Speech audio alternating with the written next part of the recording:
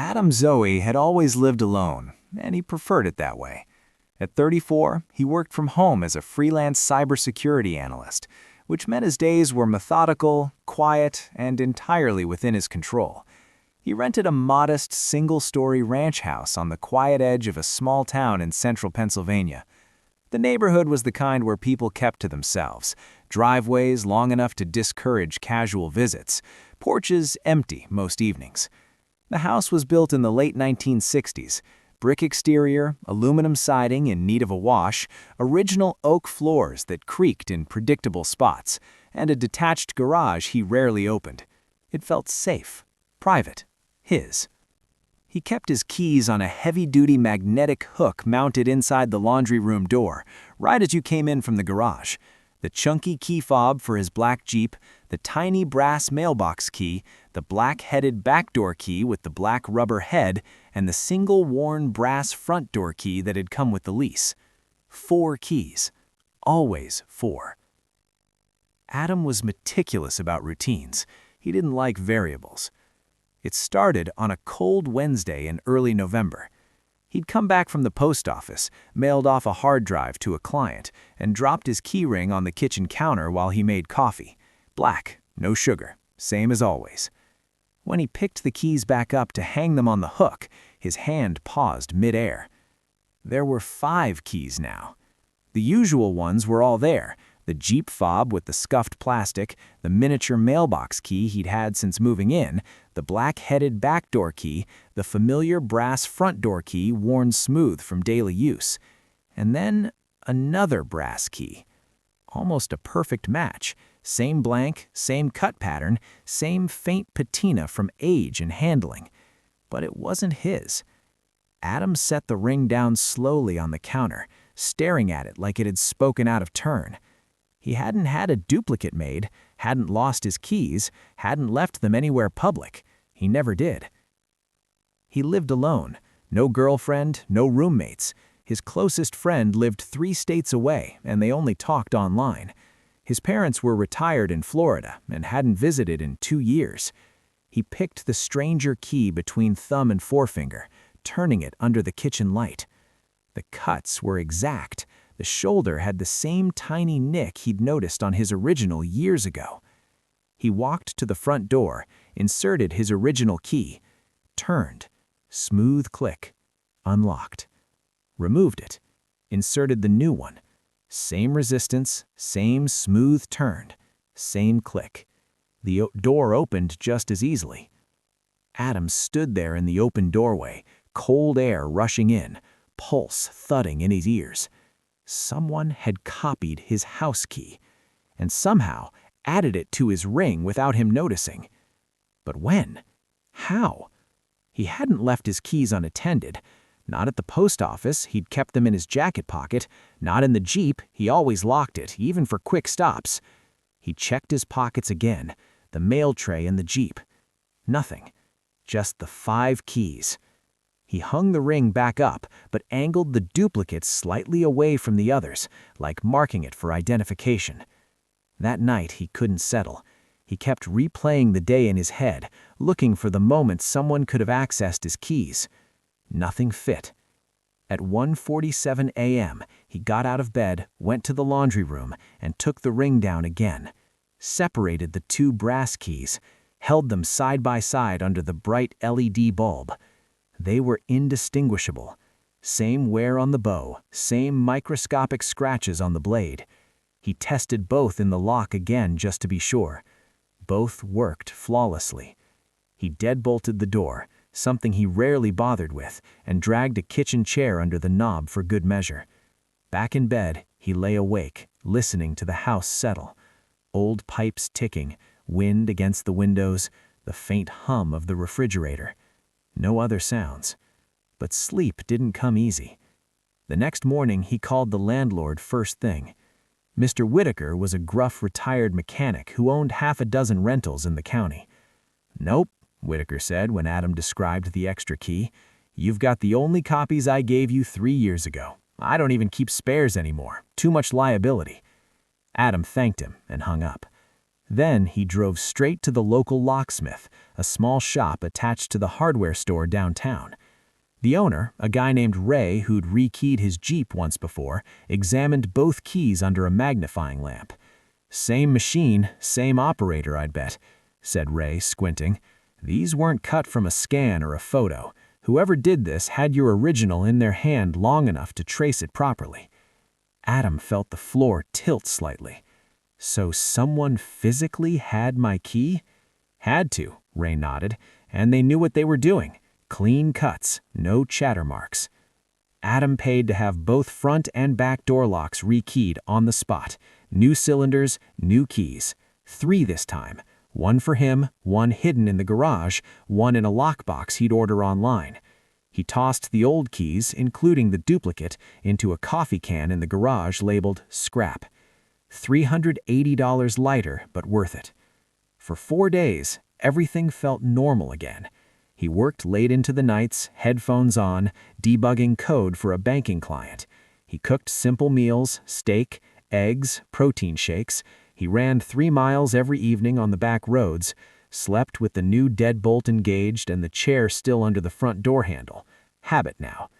Then came Monday morning. He woke up, stretched, padded to the kitchen in socks to start coffee.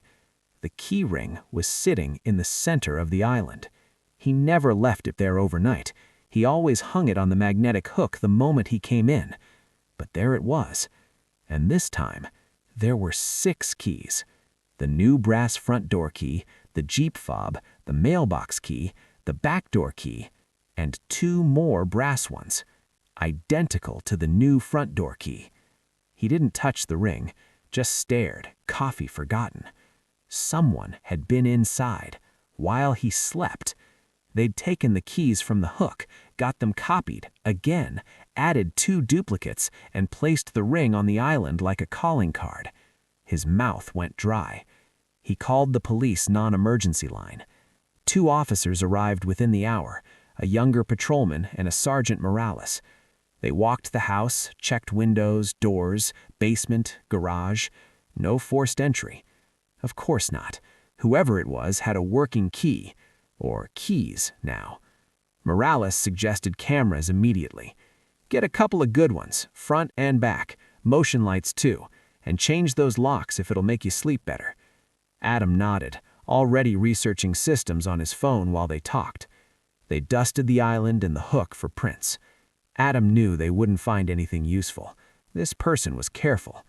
After the officers left, the house felt different. Smaller. Less his.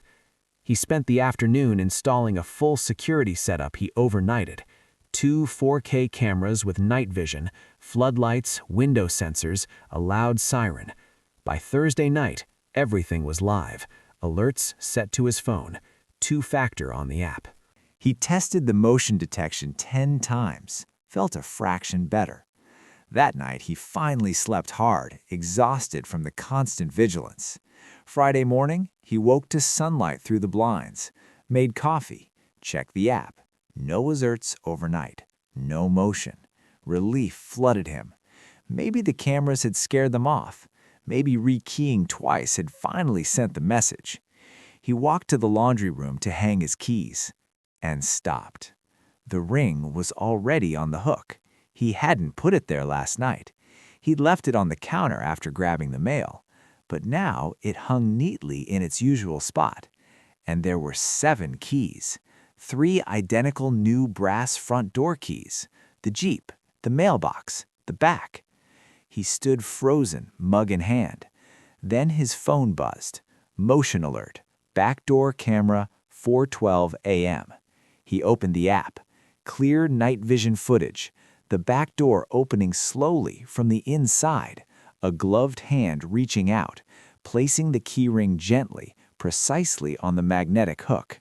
Fingers lingering for a second, almost caressing the metal. Then withdrawing. The door closing without a sound. No face, no body in frame, just the hand. Calm, deliberate, familiar with the house, with his routine, with exactly where the keys belonged. Adam dropped the mug. Ceramic shattered across the tile. Hot coffee splashed his bare feet, but he didn't feel it. He backed away from the laundry room, heart hammering, grabbed his phone, wallet, laptop bag, didn't bother with shoes, walked straight out the front door, left it wide open, and got in the Jeep. Drove to a motel 20 miles away, checked in under cash, fake name, sat on the edge of the cheap bed staring at nothing, trying to slow his breathing. Whoever this was, they weren't stealing, they weren't vandalizing, they weren't confronting him, they were just entering, quietly, at night, moving small things, adding keys, showing him they could come and go whenever they wanted, that locks were meaningless, cameras were meaningless, that he wasn't alone in his own house, not really. He stayed at the motel for 4 days, didn't answer work emails, barely ate. When he finally went back, in broad daylight, with a coworker he barely knew tagging along for moral support, everything looked untouched, except the kitchen island. There, laid out in a perfect straight line, 7 identical brass keys, and beneath them a small white index card. Block letters, neat and anonymous. You'll need extras eventually. Adam Zoe sat on the lumpy motel bed, the cheap comforter scratching against his jeans, staring at the index card he'd brought with him. You'll need extras eventually. The words were printed in plain block letters, nothing fancy, no flourish, like someone had used a ruler to keep the lines straight. He'd found it under the 7 keys on his kitchen island, and he hadn't been able to leave it behind. It felt like evidence, or a taunt. He hadn't slept properly in days. The motel room smelled of old cigarette smoke and industrial cleaner, the kind that never quite masked anything. The neon vacancy sign buzzed faintly through the thin curtains. Every time a truck rumbled past on the highway, the walls vibrated. His phone sat on the nightstand, screen dark. He'd turned off notifications after the 3rd work email asking where the hell the vulnerability report was.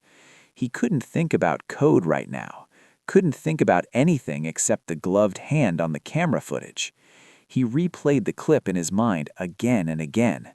The back door opening from the inside at 4:12 a.m. The hand, black leather glove, no logos, no distinguishing marks, reaching out slowly, placing the keyring on the hook with deliberate care, like the person was hanging up their own keys after a long day. Then retreating, door closing without hurry, no noise. Whoever it was knew the house, knew the layout, knew the cameras were there, and angled the movement to stay out of frame. Adam rubbed his eyes. They burned. He'd watched the footage 100 times on his laptop before leaving the house. There were no other alerts that night. No front door motion, no window sensors tripped, just that one clip. Which meant the person was inside the entire time the system was arming and disarming. They'd waited until he was asleep, entered or already been there, and done their little ritual, then left through the back, only opening the door wide enough to place the keys. Or maybe they hadn't left at all. The thought hit him like ice water. Maybe they were still in the house when he watched the footage, hiding, waiting for him to come back. He stood up abruptly, pacing the small room, 4 steps one way, 4 steps back. He needed a plan. Going back wasn't an option, not yet. He couldn't call the police again, not with new evidence. They'd already filed the first report. No signs of forced entry, no theft, no threats. They'd suggested a restraining order against an unknown person, which is useless. His coworker, Mike, the one who'd gone with him to check the house, had offered his couch, but Adam didn't want to drag anyone else into this. He needed to figure out who this was, why they were doing this, and how to make it stop. He opened his laptop on the small desk by the window. First thing, he logged into the security app remotely and downloaded all the footage from the past week. Then he scrubbed through it frame by frame. Nothing unusual. No shadows, no additional motion, just that one clip. He checked the window sensors, all logged as secure.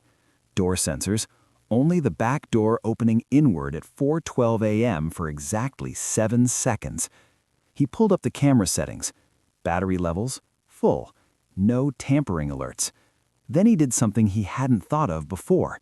He checked the indoor camera he'd mounted in the living room, overlooking the kitchen and hallway. He hadn't mentioned it to the police. It was a cheap Wise cam he'd stuck up high in the corner, mostly for package notifications when he ordered parts. It didn't have night vision as good as the outdoor ones, but it recorded 24/7 to the cloud. He fast-forwarded to 3:30 a.m. that night. The house was dark, quiet. Then, at 3:58 a.m., a faint shadow moved across the hallway floor. Not enough to trigger motion, the light was too low, but visible if you knew to look. The shadow stretched, then shortened, like someone walking from the spare bedroom toward the laundry room, carrying something small. The keyring. Adam's breath caught. He zoomed in. The footage was grainy, but he could make out a figure. Tall, wearing dark clothing, hood up or hair covered, he couldn't tell, moving slowly, deliberately. No face visible. They paused in the laundry room doorway, out of frame for the indoor cam. Then the back door clip picked up the hand. Then, nothing. The figure didn't return past the indoor camera, which meant they either stayed in the laundry room/garage area or left through the front. But the front camera showed nothing. Adam sat back, heart racing. There was a third way out. The basement window. He'd forgotten about it. It was small, high on the foundation wall in the unfinished basement. He'd boarded it up when he moved in because it didn't lock properly, but the board was just screwed in, easy to remove from inside. He pulled up the floor plan he'd sketched when he installed the system. Yes! From the spare bedroom, down the basement stairs at the end of the hall, across the concrete floor, up the old wooden steps to the window. Someone familiar with the house could do it silently. Adam closed the laptop. He needed to go back, but not alone, and not at night. He texted Mike. "Hey man, need a favor.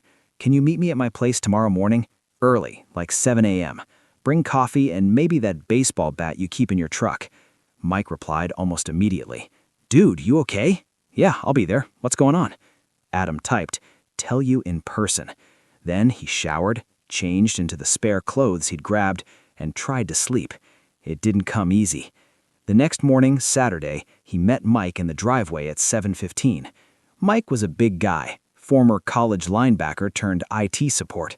They weren't close, but they'd grabbed beers a few times. He handed Adam a large Dunkin' coffee. "You look like hell, Zoe." "Thanks."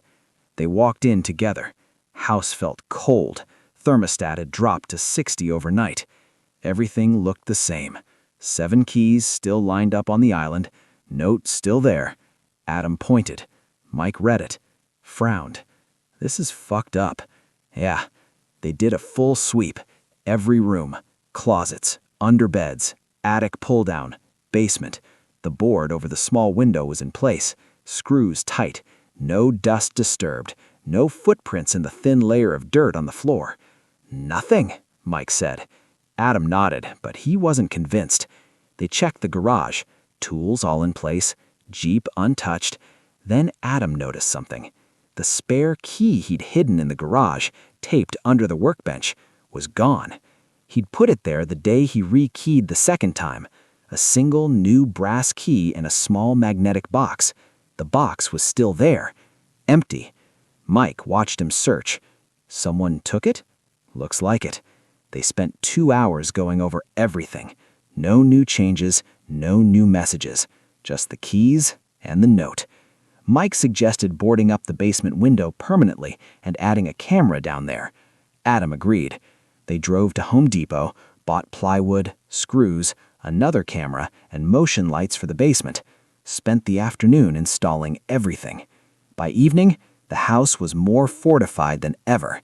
New camera and basement, new boards, sensors on the garage door. Adam felt a little better having Mike there. They ordered pizza, ate on the couch, watched a game. Mike crashed in the spare room. Adam slept in his own bed for the first time in days, with the door locked and a chair under the knob. He woke up Sunday morning to silence. No alerts overnight. He checked the app. All clear. Mike made breakfast, eggs and bacon from whatever was still good in the fridge. They talked.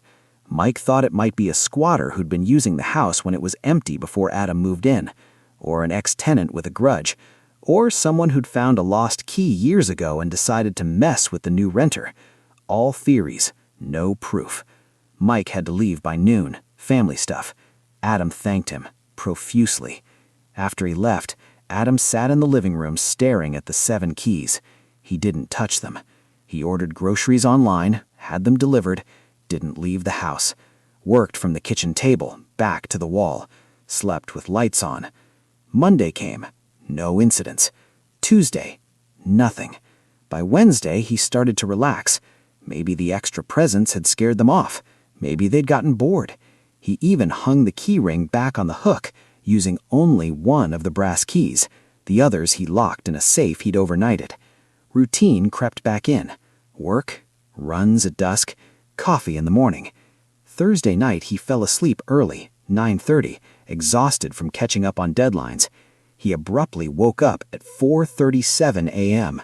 No noise, just a feeling. He sat up, listened. House silent. He grabbed his phone. No alerts. But something was wrong. He got up, walked to the laundry room. The key ring was on the hook, exactly as he'd left it. One brass key. Jeep, mailbox, back door. 4 again. He exhaled. Then he noticed the basement camera alert, delayed notification. He opened the app. Timestamp 3:12 a.m. Footage showed the basement light flickering on. Motion triggered. A figure in dark clothing walking across the concrete, carrying a small bag.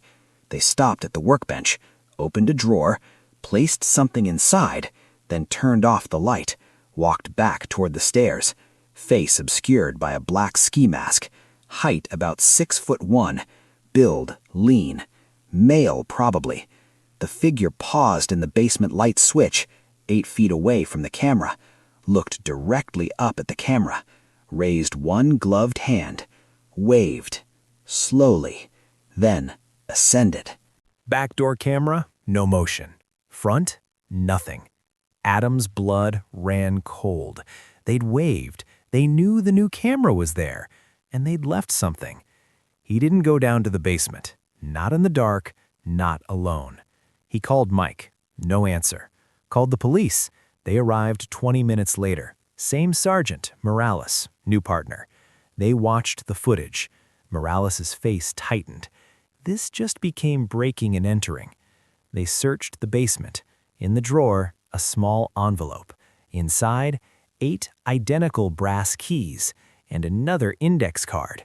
This time, I brought more. Morales bagged it, took photos, said they'd send it for prints, DNA. But Adam knew nothing would be on it. They asked if he had somewhere else to stay.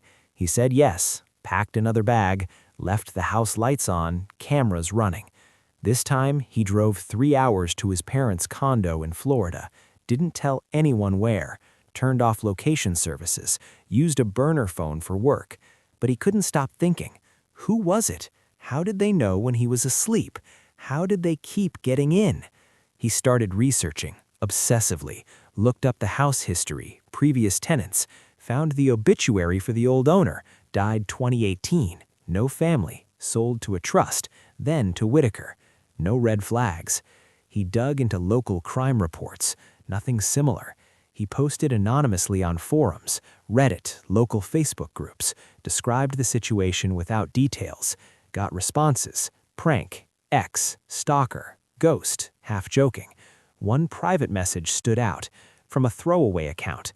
I know your house, be careful. He replied, no response. He couldn't let it go. After a week in Florida, he drove back, alone, in daylight. The house was exactly as he'd left it, lights still on, no new alerts. He added more cameras, indoor ones, hallway, bedroom door, even one in the attic, changed locks again, 3rd time, high security this round, Medico, unpickable supposedly. Had a locksmith do it while he watched, no spares made. He slept in shifts, 4 hours on, 4 off, gun on the nightstand, legal, registered. Nothing happened for 2 weeks. He started to think it was over. Then, one night in early December, snow starting to fall outside, he woke to the sound of the front door deadbolt turning, slowly. Click. He grabbed the gun, rushed to the hallway. The door was opening, inch by inch. He raised the weapon. "Who's there?" No answer. The door stopped, then closed again, softly. He ran to it. Deadbolt still engaged. No, he'd heard it. He checked the app. Front door sensor, no trigger. But the indoor hallway camera showed it. The deadbolt turning, by itself, slowly, then stopping. Door cracking open 2 inches, then closing.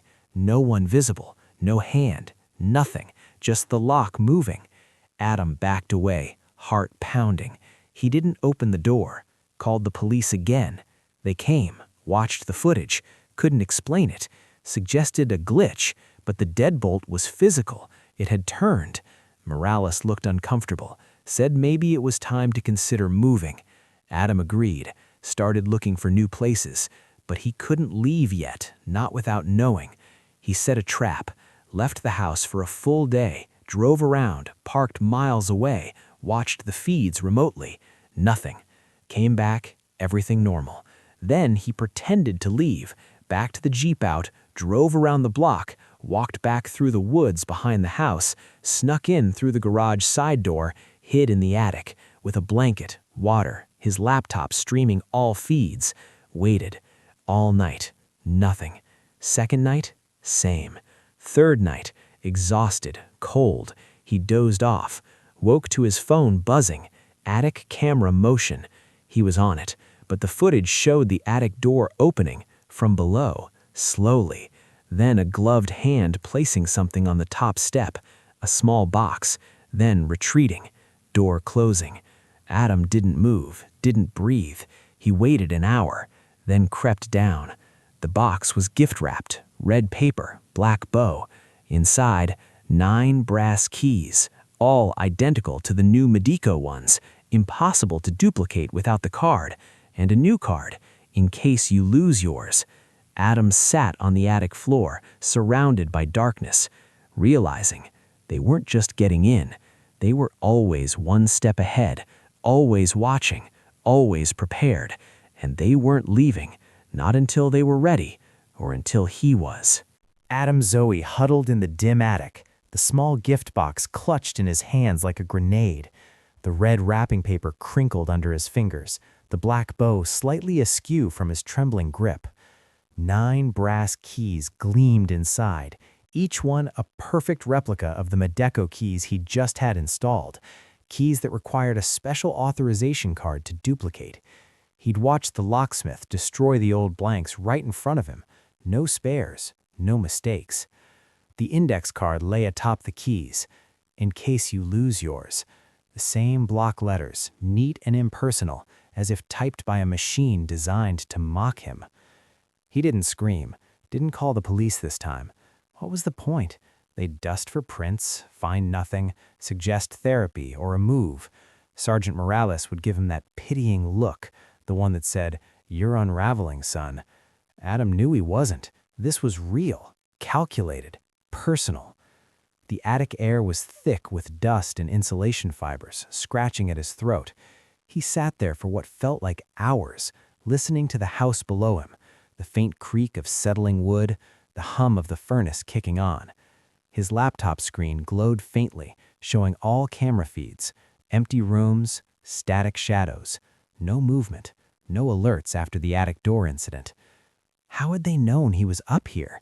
He'd been so careful, sneaking back through the woods, avoiding his own motion sensors by timing the blind spots he'd mapped out. He'd even disabled the attic camera's live feed to his phone temporarily, streaming it only to the laptop to avoid any potential hack. But they'd placed the box right on the top step, as if delivering a package to his hiding spot. They were watching him watch them. The thought wormed into his brain, burrowing deep. Cameras? Bugs? Something hidden in the walls? He'd scanned the house with a cheap RF detector from Amazon last week. Nothing. But maybe it was more sophisticated. His job was cybersecurity. He knew how insidious surveillance could be. Hidden mics in the vents, pinhole lenses in the light fixtures, or worse, his own devices compromised. His phone, his laptop, his smart thermostat. He powered off the laptop, yanked the battery from his phone, sat in total darkness, heart thudding against his ribs. Dawn filtered through the small vent slits by the time he crept down. The house was bathed in pale winter light, snow dusting the windowsills outside. He moved methodically, gun in hand, a Glock 19 he'd bought after the first police visit. Checked every room again, closets, under furniture, the basement now fortified like a bunker. Nothing. He brewed coffee, hands shaking as he poured, sat at the kitchen island staring at the 9 keys, added them to the growing collection in the safe, now a morbid archive of brass and taunts. He needed answers, real ones. First, he called the locksmith back.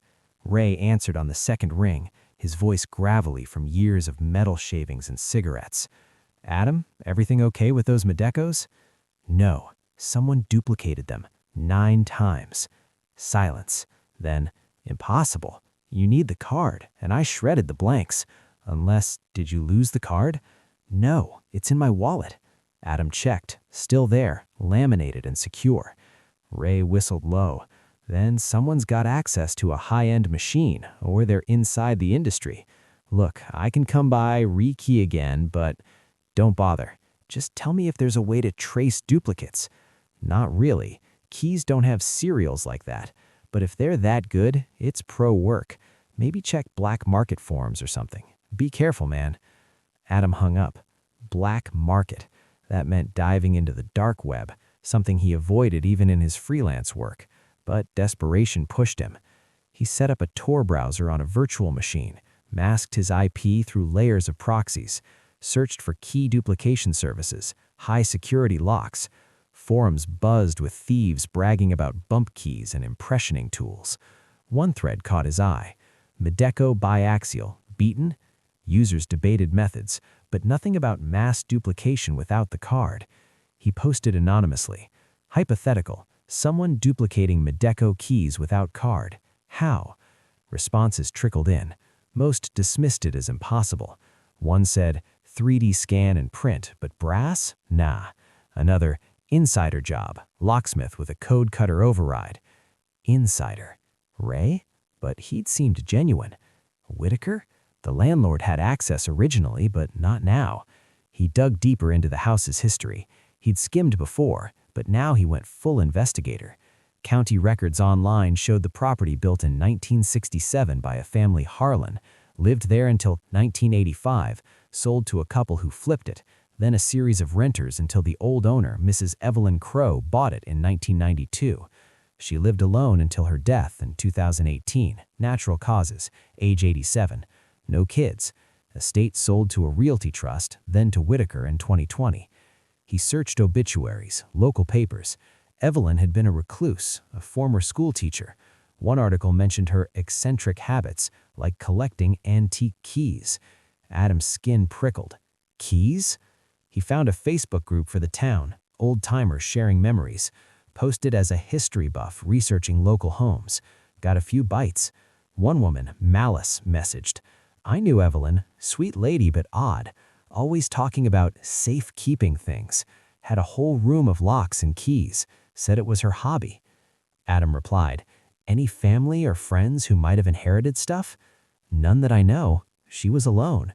But there was a handyman who helped her, Tom something, fixed things up until the end." Tom. He searched local directories. Tom Harlan. Wait, Harlan? The original builders? County records confirmed. Thomas Harlan, grandfather of the builders, lived nearby, worked as a maintenance guy for rentals, including Whitaker's properties. Adam's pulse quickened. Harlan would know the house inside out, hidden accesses, weak points, maybe even had old keys. He looked up Harlan's address, a trailer park 10 miles out. No phone listed, but a blurry Facebook profile. Mid-50s, bearded, posts about fishing and old cars. Adam debated calling the police, but what evidence? A hunch? Instead, he drove out that afternoon, snow flurries swirling. The Jeep crunched over gravel into the park. Harlan's trailer was at the end, faded blue siding, a rusted truck out front. He knocked. No answer. Peered in a window. Cluttered living room, tools scattered. On the wall, a pegboard full of keys. Hundreds, labeled neatly. Adam backed away, heart racing. This could be it. He didn't confront, not yet. Drove home, mind spinning. Set up more surveillance. A hidden trail cam in the woods behind the house pointed at possible entry points. That night, he didn't sleep. Sat in the living room, lights off, gun on his lap, watching feeds. At 2:29 a.m., the trail cam buzzed, motion in the woods. Footage, a figure in dark clothes emerging from the trees, approaching the garage door, masked. They paused, looked around, then inserted a key, slipped inside. Adam's blood turned to ice. They were in the house, now. He gripped the gun, crept toward the garage door from the laundry room, listened. Faint sounds, drawer opening, metal clinking. He burst through, light on, gun raised. Freeze! The figure spun, tall, lean, ski mask, gloved hands up. Don't move, Adam yelled. The intruder tilted their head, almost curiously. Then, in a muffled voice, "You finally caught me." Male, familiar edge. Take off the mask. Slowly, the hands rose, pulled it off. Adam staggered back. It was him. His own face stared back, same sharp jaw, same brown eyes, same faint scar on the chin from a childhood fall. But older? No, exact, a mirror image. What the hell? The doppelganger smiled faintly. Hello, brother. Adam's world tilted. Gun wavered. Brother? I don't have... You do. Twin. Separated at birth. Mom and Dad never told you. Gave me up for adoption. I found out years ago. Tracked you down. Adam's mind reeled. Parents in Florida. They'd always said he was an only child. But there had been whispers, old photos hidden away. Why? Why this? The twin, what was his name, lowered his hand slightly. I wanted to know you, but you like alone, so I watched, learned, duplicated keys to come and go, to feel close. That's insane. You broke in, terrorized me. Not terror, gifts, extras, in case you needed them. The smile twisted, like family does. Adam's finger tightened on the trigger. Get out, now. The twin nodded, backed toward the door. I'll go, but I'll always have a key. To you. He slipped out. Adam didn't shoot, couldn't. He slammed the door, deadbolted it, called the police. They arrived, searched the woods, no sign.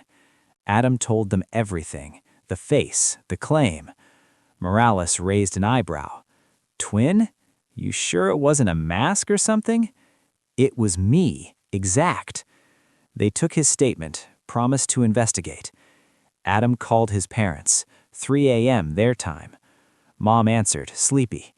Adam? What's wrong? Do I have a twin? Silence, long. Dad came on. Son, we didn't want you to know. It was hard. We couldn't afford to. Gave him up. Name's Alex. Alex Zoe. Adam hung up, numb. Alex. He existed. And he'd been here all along. But the terror didn't end. The next day, Adam found another key on his ring. 10 now. Note. See? Family sticks together. He changed locks again, moved the safe, installed biometric scanners. But deep down, he knew. Alex had been practicing, learning his routines, duplicating not just keys, but his life. Days blurred. Adam barely worked, ate little, slept less. He researched Alex, found adoption records, sealed but hacked a bit with his skills. Alex had bounced foster homes, troubled youth. Last known address, nearby town. He drove there, abandoned apartment. Neighbors, quiet guy, looked like you actually. moved out months ago. Adam returned home, fortified. Set another trap, this time with a friend from online forums, a black hat hacker turned consultant named Victor. He came armed, hidden in the basement. They waited. Midnight passed. 1 a.m. 2. Then the biometric lock on the front door beeped. Accepted. But only Adam's print worked. The door opened. Figure entered.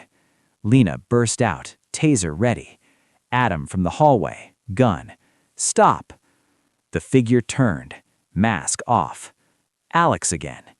Or wait, the eyes were wrong, colder. Lena tased him. He dropped, twitching. They tied him up, called police. But as they waited, Alex laughed. You think that's me? What? I'm not Alex. I'm you. Delirium? Police arrived, took him away. Fingerprints, no match. Name, John Doe.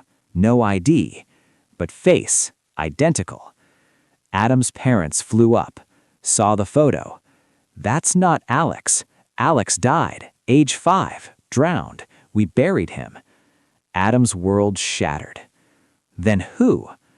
Psyche eval followed. Doctors said stress-induced hallucination. But the keys were real, the footage real. He checked into a hotel, new town, left the house. But one night, keyring in his pocket, extra key. Note, you can't leave yourself behind.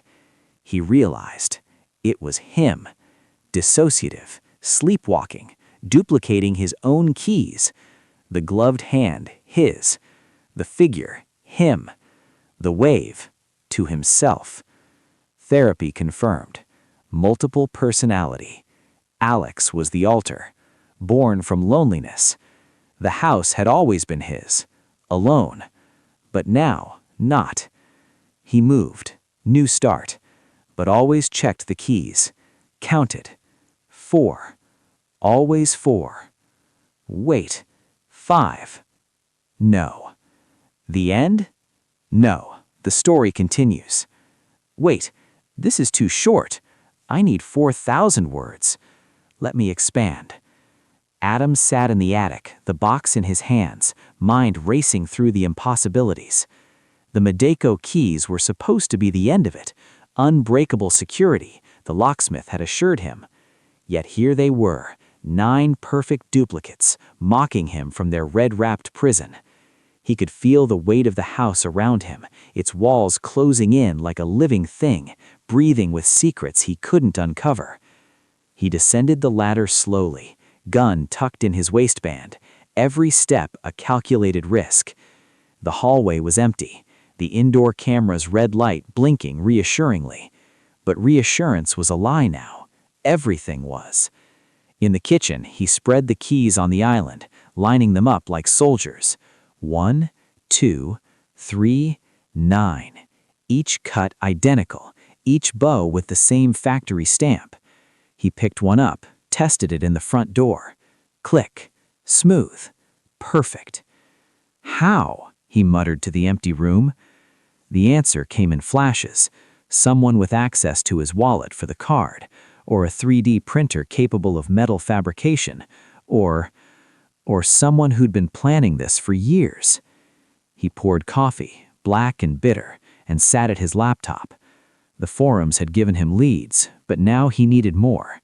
He emailed a contact from his freelance days, a black hat hacker turned consultant named Victor.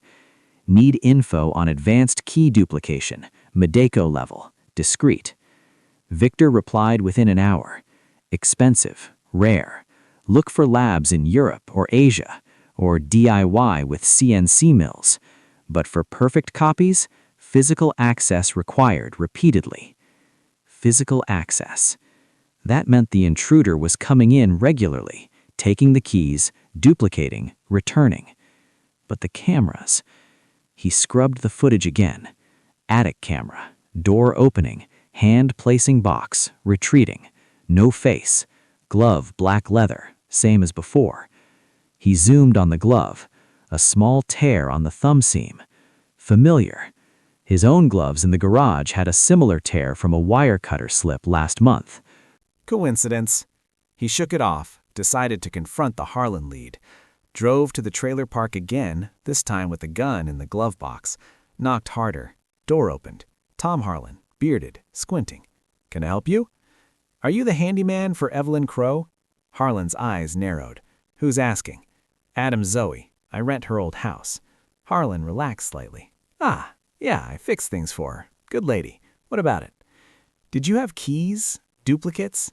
He laughed. "Keys? She had hundreds. Collected them, but I gave mine back when she passed." "Why?" "Someone's been duplicating mine. Breaking in."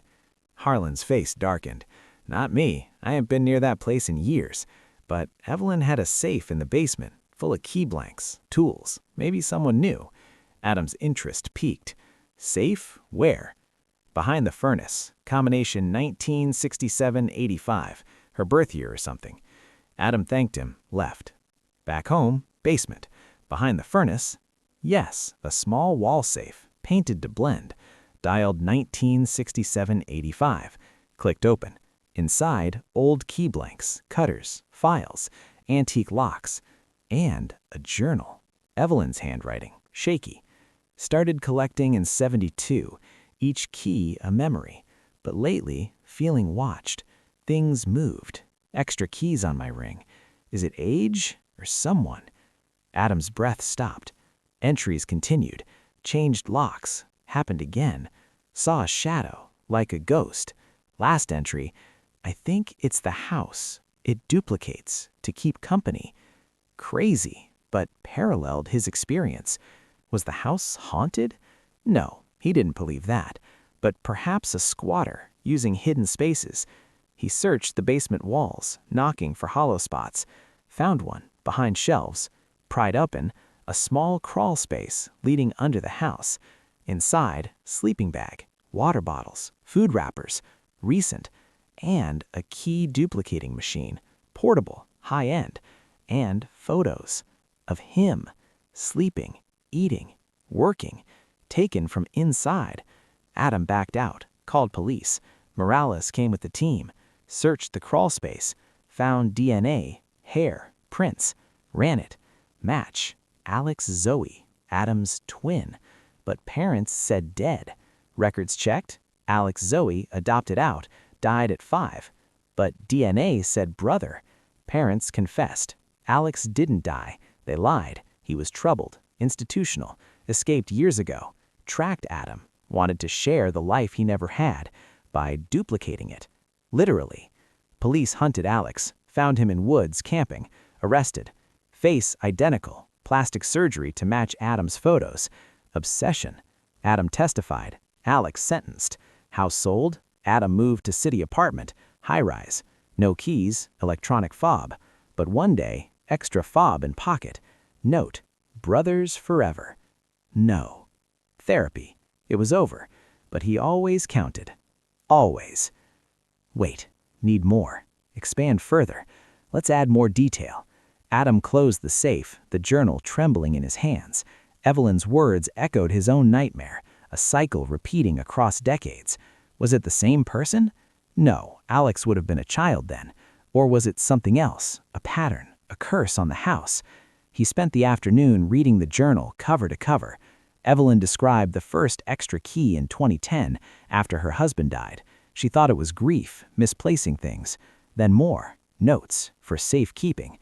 She changed locks, installed alarms, primitive by today's standards. The intruder adapted. One entry, saw him, tall, dark hair, looked like my son, but I have no son. Evelyn had no children. Adam Googled her family. Husband died 2009, no kids, but a nephew, Thomas Harlan's father. Harlan again. Perhaps a family thing. He drove back to the trailer. Harlan was waiting, door open. "You again?" "The safe, the journal, your family?" Harlan sighed, invited him in. Tea served in mismatched mugs. My grandma Evelyn was paranoid at the end, thought someone was living in the house. We checked, nothing, but she insisted on the keys. "Did you ever see extra keys?" Harlan paused. "Once. I thought she made them. For me," she said. "But I didn't need them. Adam showed a photo from the crawl space, the duplicator. Harlan paled. "That's mine, stolen from my truck 6 months ago." Plot thickened. Someone targeting the house, using Harlan's tool. Adam left, mind whirling. That night, he booby-trapped the crawl space, string with bells, flour on the floor for footprints, slept with one eye open, woke to bells jingling, rushed down, crawl space open, flour footprinted, size 11, like his. Inside, more photos.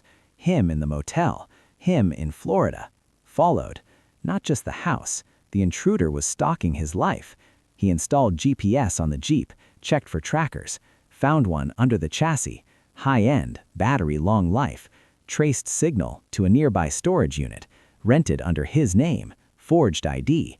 Inside, duplicates of his life, clothes like his, laptop clone, keys, hundreds, and a diary, in his handwriting. No, mimicked. Today, Adam worked. I watched. Soon, I'll be him. Identity theft or replacement? Adam burned it all. Police involved. Investigation revealed Alex, not dead, but in hiding. Adopted name, Alex Harlan. Harlan's secret son, no. Wait, twist. Alex was Harlan's child, affair with Evelyn's nurse or something. No. Let's make it coherent. Upon arrest, Alex confessed. He was Adam's twin, but obsessed with the house from Evelyn's stories. She was his foster grandma briefly. He learned keymaking from Harlan, wanted to drive Adam out, take the house, but obsession grew to becoming Adam. Surgery, surveillance.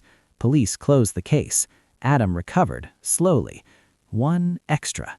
But he smiles, tosses it. Illusion. Healing. Seen with parents on phone. Tears, explanations, why they lied. Alex was violent as child. They feared for Adam. Seen with Lena the PI. Her background, how they met online, her skepticism turning to belief. Arrest scene, chase in woods, Alex resisting, shouting, "I'm you." Courtroom, Adam facing himself, the surrealism. Recovery, therapy sessions, learning about DID, but realizing it was real, not internal. Final scene, new apartment, friend visit, normalcy. Extra key, twist, it's from the super, legitimate. Relief. Yes. Adam Zoe descended from the attic with the caution of a man navigating a minefield, each creak of the ladder echoing like a warning in the silent house. The gift box felt heavy in his hand, its red paper now crumpled from his grip, the black bow unraveling like his sanity. He placed it on the kitchen island next to the safe, where the collection of duplicate keys had grown into a grotesque monument to his torment. 9 more. Shiny, brass, identical to the Medeco set he'd installed just days ago. The note, "In case you lose yours," stared up at him, the block letters as impersonal as a computer printout, yet laced with intimate malice. He didn't touch the keys. Instead, he paced the kitchen, the oak floors groaning under his weight in their familiar spots. His mind raced through the logistics. Medeco keys required a security card for duplication, a card he'd kept in his wallet, never out of his sight. The locksmith, Ray, had sworn by their invulnerability.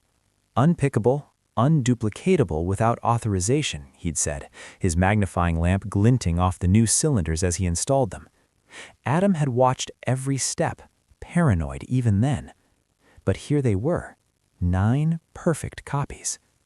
It meant the intruder had access not just to the house, but to his personal items, his wallet, his life. The coffee maker gurgled as he brewed a pot, the aroma filling the room but doing nothing to steady his nerves. He poured a mug, black, no sugar, and sat at his laptop, the screen's glow casting harsh shadows on his face. He replayed the attic footage for the 10th time. The door creaking open from below, the gloved hand placing the box with deliberate precision, then retreating. No rush, no hesitation. The glove was black leather, a small tear on the thumb seam, identical to the one in the earlier back door clip. Consistency. Planning. He zoomed in on the hand. Slender fingers, no rings, no marks. Could be male or female, but the build from previous sightings suggested male. Lean, about his height, 6'1". He scrubbed back to the basement footage from weeks ago, the figure waving at the camera, mocking him. "Who are you?" he whispered to the screen. The house answered with silence, broken only by the tick of the old wall clock. It was 5:17 a.m. Dawn would come soon, but light wouldn't chase away the shadows in his mind. He opened a browser, Tor enabled, VPN layered. His cybersecurity background made him cautious. He knew how to hide his tracks. He dove into forums, lock-picking lawyers Reddit, dark web marketplaces for tools. Posts about Medeco vulnerabilities were scarce. One thread discussed 3D scanning and metal printing, but the consensus was that for functional brass keys, you needed physical access and a professional machine. No shortcuts. He posted anonymously on a shady site. Medeco duplication without card. Possible? Hypothetical. Replies came slow. Need override codes or insider. CNC mill with high-res scan. Black market locksmiths in Eastern Europe charge $5,000 per set. Insider. The word stuck. Ray? Whitaker? Or someone else? He thought of Tom Harlan again, the handyman, the pegboard of keys in his trailer, the connection to Evelyn Crow, the previous owner with her key collection. Adam had skimmed the house history before, but now he dug deep. County records, ancestry sites, local newspapers archived online.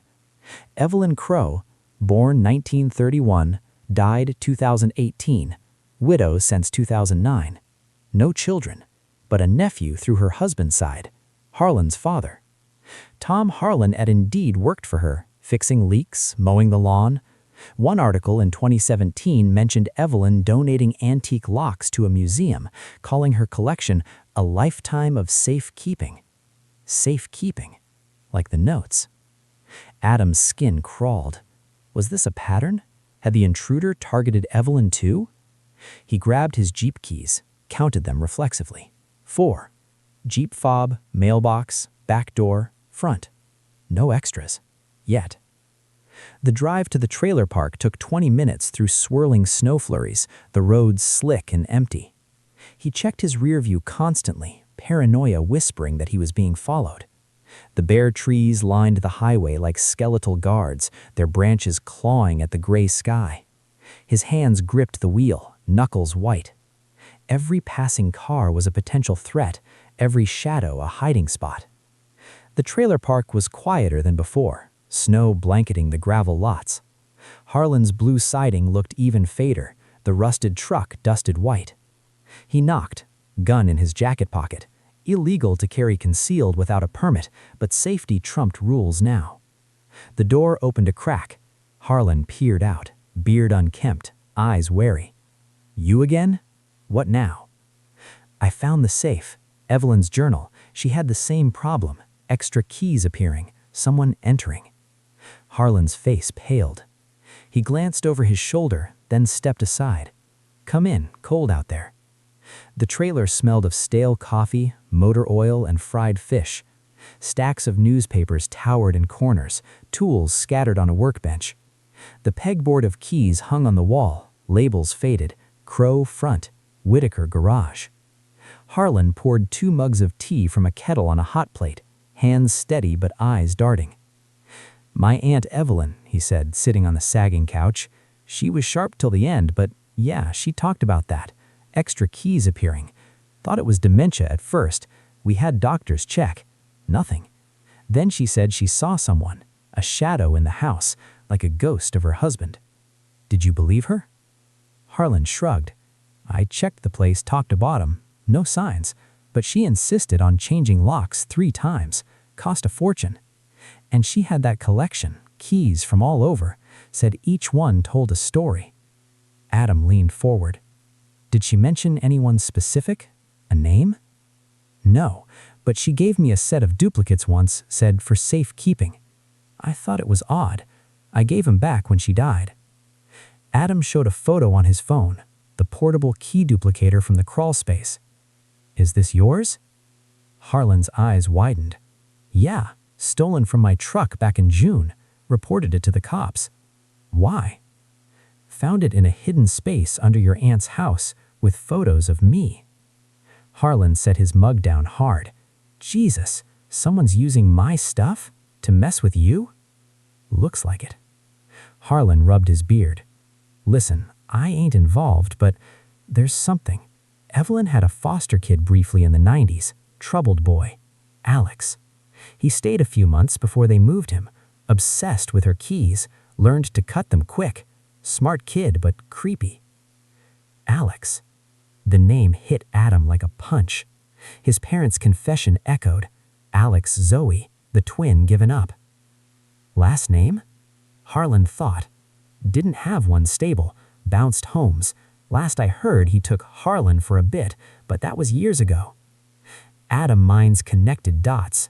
Alex linked to the house through Evelyn, learned keys from Harlan, tracked Adam as the brother he never knew. He thanked Harlan, left the trailer with a storm brewing in his chest. Snow fell heavier now, visibility low. He drove back slowly, thoughts churning. If Alex was real, not dead as parents claimed, then the obsession made sense. Duplicating keys as a way to share the life denied him. Entering the house to feel close. The notes, taunts, or twisted gifts. Home, he called his parents again, Florida time, early evening. Mom answered, tentative. Adam, you okay? The twin, Alex, you said he died, but did he? Silence. Then Dad. Son, we lied to protect you. Alex was violent, attacked a foster sibling at 4. We couldn't handle him. The adoption agency took him back.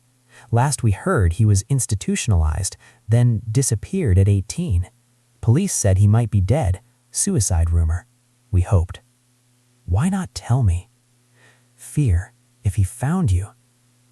Adam hung up, anger mixing with fear. Alex was out there, alive, mimicking him. He searched online for Alex Zoe or Alex Harlan. Sparse hits, a mugshot from 2015, petty theft in Ohio. Face similar to his own, but younger, harder. Then nothing. He fortified the house further, boarded the crawlspace entrance, added a panic button linked to police, slept with the gun under his pillow. But sleep was fitful. Dreams of mirrored faces, keys multiplying like viruses.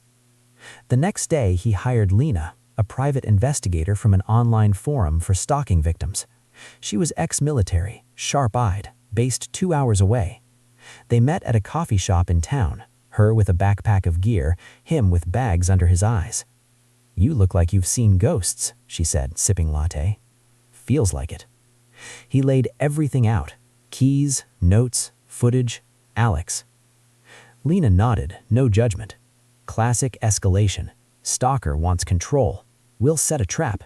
Bait him. Plan. Adam leaves for a trip, announces it on a hacked email to see if monitored. Lena hides in basement.